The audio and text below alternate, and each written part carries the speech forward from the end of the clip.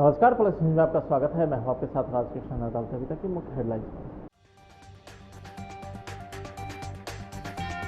नेता प्रतिपक्ष तेजस्वी यादव का खुलासा, बिहार के 64% मंत्री दागी हैं।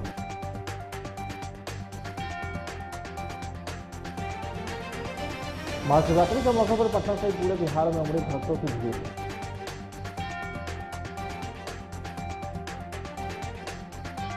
और रेप के आरोपी की कोर्ट में शादी, मौलाना ने रस्म रिवाज के साथ पीड़िता से कराया निकाह। अब खबरें विस्तार से। नेता प्रतिपक्ष तेजस्वी यादव ने एक बार फिर से नीतीश कैबिनेट में मंत्री रामसूरत राय को घेरा है। राजद प्रदेश कार्यालय में आयोजित प्रेस कॉन्फ्रेंस में तेजस्वी ने सीधे राजस्व और भूमि सुधार मंत्री रामसूरत राय को लपेटा है। उन्होंने कहा है कि जिस स्कूल परिसर में शराब की बोतल मिली है वो इनके भाई के नाम से है। शराब बिकवाने में मंत्री की भूमिका है। ऐसे में सीएम नीतीश तत्काल मंत्री रामसूरत राय को बर्खास्त करे। तेजस्वी यादव की तरफ से रामसूरत राय को निशाना बनाए जाने पर बीजेपी ने तेजस्वी पर हमला भी बोला है। नेता प्रतिपक्ष तेजस्वी यादव ने सीधे मुख्यमंत्री पर निशाना साधते हुए कहा है कि बिहार में अगर सबसे बड़ा शराब माफिया कोई है तो वो है नीतीश कुमार, क्योंकि उनके संरक्षण में शराब का धंधा फल फूल रहा है। तेजस्वी ने सीएम नीतीश पर हमला बोलते हुए कहा है कि कैबिनेट में 64% दागी मंत्री हैं। तो वहीं बंगाल की सीएम ममता बनर्जी पर हमले को लेकर नेता प्रतिपक्ष ने कहा है कि लोकतंत्र में हिस्सा कहीं से भी उचित नहीं है। हमने भी उठाया था और विपक्ष की अपेक्षा थी कि माननीय मुख्यमंत्री जी और जो मंत्री जिन पे आरोप लगे हैं या जिनके भाई पर एफआईआर हुआ है वो उत्तर देंगे। आप सब लोग जानते हैं कि रामसूरत राय जो मंत्री हैं उनकी एक प्लॉट पर जहां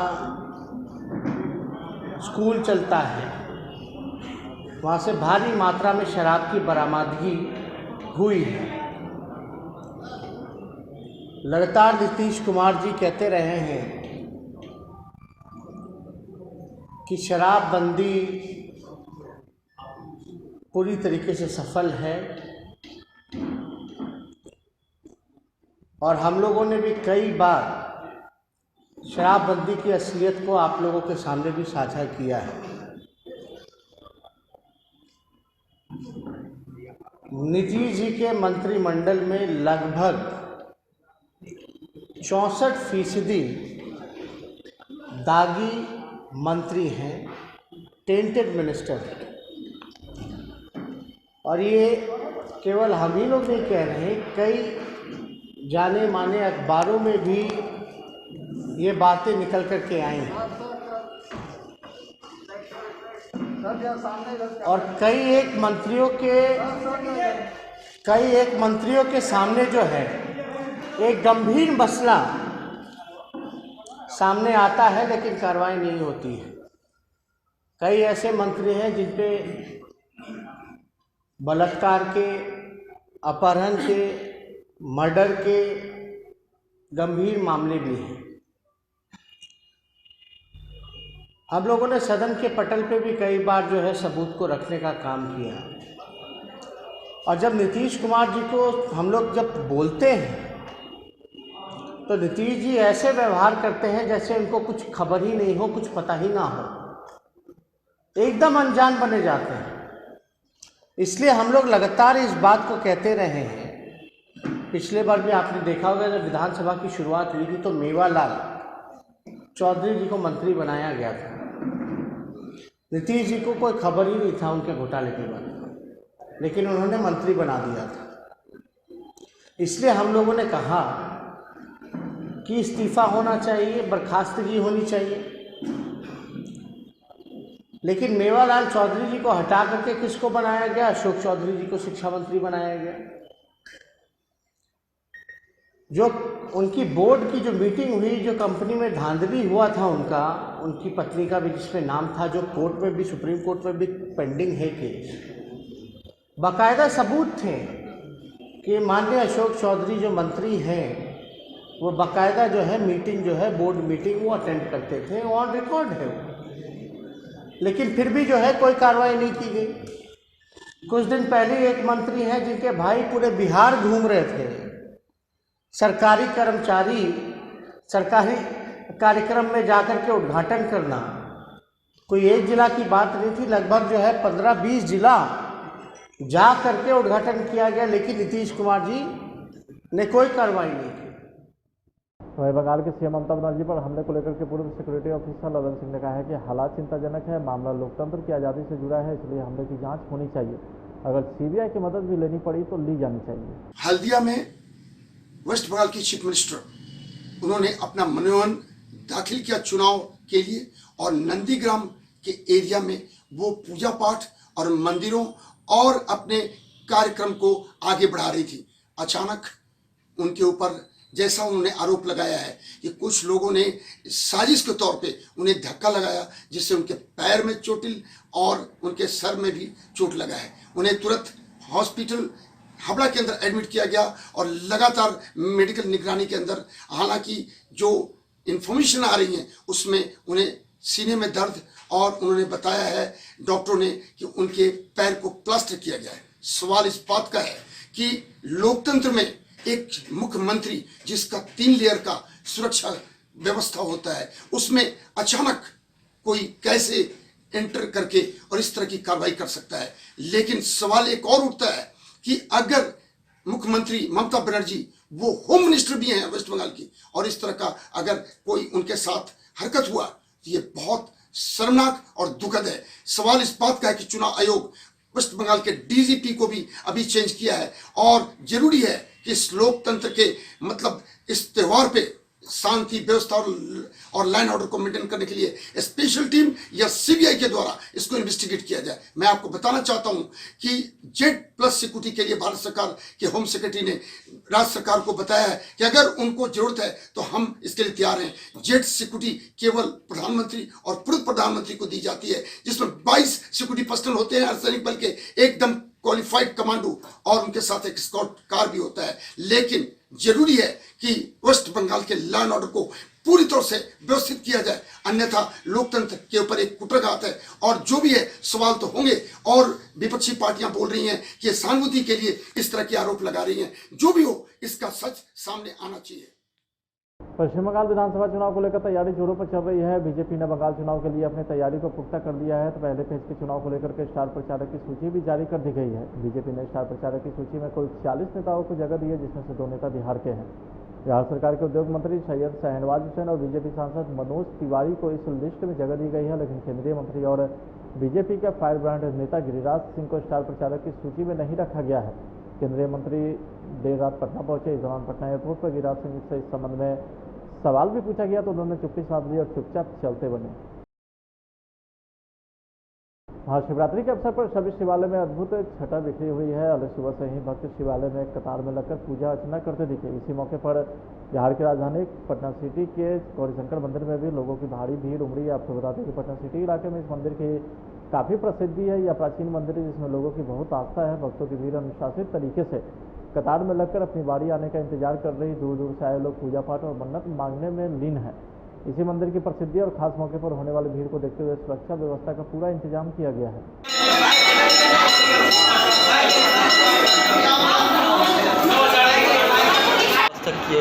गौरीशंकर महादेव मंदिर न्यास समिति सभी भक्तों का हर साल के भांति इस साल भी महाशिवरात्रि का आयोजन किया गया। भक्तों की ये बाबा का श्रृंगार 7 पहर में होगा। जाकर रुद्राभिषेक का कार्यक्रम हो रहा है 7 पहर में। ये आपका आज जो है बाबा का रुद्राभिषेक होने के बाद 12 तारीख को सुबह में 2 से 4 में बाबा का श्रृंगार होगा। उनका कार्यक्रम स्वरपूर्ण से मनाया जा रहा है। 24 घंटे का अखंड कीर्तन का भी आयोजन किया गया है। जाकर के अगले दिन जो है बाबा का भंडारा धूमधाम से हो रहा है। कम से कम हजारों हजार की संख्या में भक्त बाबा का प्रसाद ग्रहण करेंगे। समस्तीपुर जिला मुख्यालय सहित प्रखंडों में महाशिवरात्रि पर्व को लेकर के शहर में खासा उत्साह देखने को मिला है। शिवरात्रि के पर्व को लेकर के सभी आवश्यक तैयारी पूरी कर ली गई। शिवालय को विशेष रूप से सजाया गया। सुबह से ही बाजारों की रौनक बढ़ी हुई थी। पूजन सामग्री की दुकानें सजी हुई थी। शिव भक्त इसके लिए विशेष तौर पर तैयार थे। कहीं अखंड कीर्तन का आयोजन होने वाला था तो कहीं शिव बारात निकलने की तैयारी की जा रही थी। प्रखंड के विद्यापति नगर मंदिर में सर्वाधिक भीड़ उमड़ती है। यहाँ पर सुबह से ही श्रद्धालुओं का तांता लगा रहता है। यही कारण है कि श्रद्धालुओं को किसी प्रकार की दिक्कतों का सामना न करना पड़े, इसके लिए एक कमेटी का भी गठन किया गया। मंदिर कमेटी समिति के सदस्यों का कहना है कि श्रद्धालुओं को किसी भी प्रकार की कोई दिक्कत न है, इसके लिए हर संभव व्यवस्था की गई है। विद्यापति राम शिव मंदिर के प्रति लोगों की आस्था है कि यहाँ जो भी भक्त महाशिवरात्रि के पर्व पर विधि विधान से पूजा अर्चना व जलाभिषेक करते हैं उसके सभी मनोकामना पूर्ण होती है।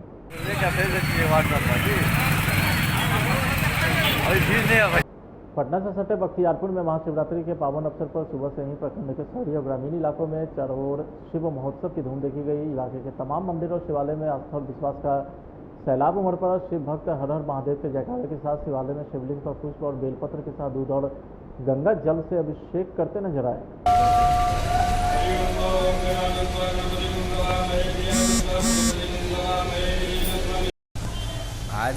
आज भगवान शंकर का विवाह का दिन है, जिसे हम महाशिवरात्रि कहते हैं। आज लोग श्रद्धालु श्रद्धापूर्वक अपनी कामना के लिए भगवान शंकर के यहाँ शिवालय में पहुंचकर जल अक्षत फूल सब चढ़ा के भगवान से प्रार्थना करते हैं कि मेरा सारा मनोकामना पूर्ण हो और हमेशा खुशहाल जीवन रहे, सब चीज़ की प्राप्ति हो। मुजफ्फरपुर के सकरा प्रखंड के मझौली पचदही गांव के मलंग स्थान के पास महाशिवरात्रि के शुभ अवसर पर भक्तजनों के द्वारा पूजा अर्चना किया गया। भगवान भोलेनाथ का प्राण प्रतिष्ठा 3 दिनों तक चले इस आयोजन में हजारों की संख्या में श्रद्धालुओं की भीड़ देखने को मिली है। जहां प्राण प्रतिष्ठा करा रहे आचार्य ने बताया कि सकरा प्रखंड के मझौली पंचदही गांव के मलंग स्थान के पास एक मंदिर का निर्माण कर भगवान भोलेनाथ का प्राण प्रतिष्ठा किया गया है। को मझौली पंचदही ग्राम में ब्रह्मस्थान के समीप नए शिव मंदिर का जो निर्माण हुआ, इसमें भगवान शिव की स्थापना का अंतिम दिन है, अंतिम चरण पर है। आज इनका नामकरण ब्रह्मेश्वर महादेव के नाम से हुआ है। आगे में दाहिने भाग में संकट मोचन श्री हनुमान जी महाराज की स्थापना हो रही है। ये महादेव मनोकामना पूर्ण करने वाले महादेव हैं। आज जो प्राण प्रतिष्ठा हुआ अभी होने जा रहा है, भांग का सब पर कृपा बनाए रखें। गांव की सुख समृद्धि के लिए पंडित जी और जजमान के द्वारा जो और पूरे ग्राम वासियों के द्वारा जो आयोजन हुआ, इसके लिए हम सभी लोगों का साधुवाद देते हैं, धन्यवाद देते हैं। धन्यवाद। जदयू के बांका जिला के गोपालपुर के विधायक गोपाल मंडल ने बनिया समाज के अपशब्द का प्रयोग किया, जहां वे बनिया को डंडा से पीटेंगे और रिवॉल्वर से ठोक देंगे। जब विवादित बयान मीडिया में आने के बाद राजनीतिक गलियारे में हड़कंप मचा है। यह बात सुनकर संपूर्ण वैश्य महासभा के प्रदेश महासचिव विक्रम शाह ने आपत्ति जताते हुए कहा कि जदयू विधायक बनिया समाज के अपशब्द का प्रयोग कर अपनी हीन मानसिकता का परिचय दे रहे हैं। वैश्य अगर सरकार बनाना जानती है तो उसे दिखाना भी आता है, इसलिए पूरा वैश्य समाज मुख्यमंत्री से मांग करता है कि विधायक के बड़बोले बोल पर लगाम लगाएं और वैश्य समाज से माफी मांगे। देखिए, जदयू के विधायक गोपाल मंडल जी ने जो बनिया समाज को, एक जाति विशेष समाज को टारगेट करके जो बयान दिया है, ये गलत बयान है। इसका मैं घोर निंदा करता हूँ। एक जनप्रतिनिधि को यह बयान शोभनीय नहीं लेता है। रिवाल्वर से ठोक देंगे और बनिया क्या कर लेगा, किसी को भी, किसी भी समाज को आज के डेट में कमज़ोर नहीं समझना चाहिए। और अगर इस तरह का बयानबाजी करते हैं तो हमारे प्रदेश के जो मुखिया हैं नीतीश कुमार जी, उनकी छवि को धूमिल करते हैं। हम नीतीश कुमार जी से मांग करते हैं कि ऐसे जनप्रतिनिधि को बर्खास्त करें। ऐसे विधायक को बैठने के लिए, विधानसभा में बैठने के लिए शोभनीय व्यक्ति नहीं है। और हम कहते हैं गोपाल मंडल जी से कि हमारा देश, हमारा बिहार तो कई आधुनिक हथियारों से लैस हो चुका है। आप रिवॉल्वर का अभी तक धौंस दिखा रहे हैं। और बनिया बटखारा पे रख के तौलना भी जानता है और बटखारा चलाना भी जानता है। किसी बनिया को कमज़ोर समझने की आवश्यकता नहीं है। इसीलिए आप इस तरह का बयानबाजी, अगर किसी से आपसे आपसी रंजिश है तो उसे आप आपसी तरीके से पर्टिकुलरली किसी को आप टारगेट कीजिए, ना कि पूरी एक जाति विशेष को आप टारगेट कीजिए। अगर हमारी लड़ाई किसी व्यक्ति विशेष से है तो हम उसको टारगेट करेंगे, ना कि उसके समाज को टारगेट करेंगे। क्योंकि उस समाज में हमारे कई ऐसे लोग हैं जो कि आज हमारे डिप्टी सीएम भी हमारे उसी समाज से आते हैं, बनिया समाज से आते हैं। कई मंत्री विधायक हमारे उसी समाज से आते हैं। कई आईएएस ऑफिसर हमारे उसी समाज से आते हैं। तो हर वर्ग का, हर समाज का व्यक्ति हर न कहीं से जुड़ा हुआ है, जिसके दिल पे ये चोट पहुंच सकती है ऐसी बयानबाजी से। तो मैं भी उस समाज से आता हूँ, तो मुझे भी ऐसी बयानबाजी सुनकर के एक आघात पहुंचा। तो मैंने अब मैं उनको बताना चाहता हूँ और नीतीश कुमार जी से मांग करना चाहता हूँ कि ऐसे बयानबाजी को रोक करके और ऐसे नेता को बर्खास्त करें। और मैं एक संपूर्ण वैश्य का प्रदेश महासचिव होने के नाते इसकी घोर निंदा करता हूँ और ऐसे नेता को बर्खास्त की मांग करता हूँ। जय हिंद, जय भारत। सीतामढ़ी जिले के डुमरी कला के एक विद्यालय में प्रभात फेरी के दौरान ऐसा नारा लगा है जिसमें सभी के होश उड़ गए। वीडियो सामने आने के बाद से हड़कंप मचा है। मामला मेजरगंज प्रखंड के आदर्श मध्य विद्यालय डुमरी कला की है, जिसमें राज्य सरकार के दिशा निर्देश के आलोक में प्रवेश उत्सव अभियान के तहत प्रभात फेरी निकाली गई थी, जिसमें बच्चों ने स्लोगन ही बदल डाली। सभी प्राचार्य अन्य शिक्षक की देखरेख में होता रहा यह बच्चों ने स्लोगन आधी रोटी खाएंगे फिर भी स्कूल जाएंगे को बदलकर आधी रोटी खाएंगे फिर भी बंदूक चलाएंगे। तो वहीं दूसरा स्लोगन हर बच्चे का नारा शिक्षा अधिकार हमारा स्लोगन को बदलते हुए हर बच्चे का नारा है कि 47 चलाना है नारे लगाया है। यह पूरा मामला मेजरगंज क्षेत्र से जुड़ा है, जहां हाल ही में शराब तस्कर ने दारोगा दिनेश नाम की हत्या कर दी थी। तो वहीं इस वीडियो के आने के बाद से शिक्षा विभाग में हड़कंप मचा है।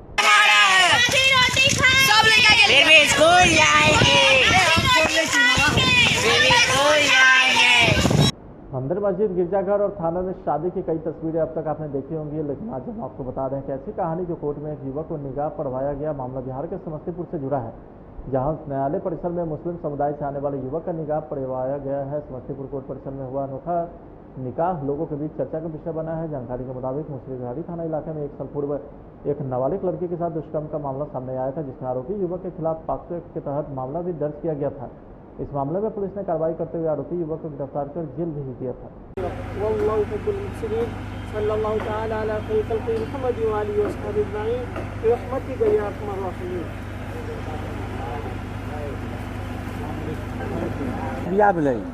बियाह हो गए अच्छा परिवार में इतने बियाह हो गए। लड़की कबूल है करता उधर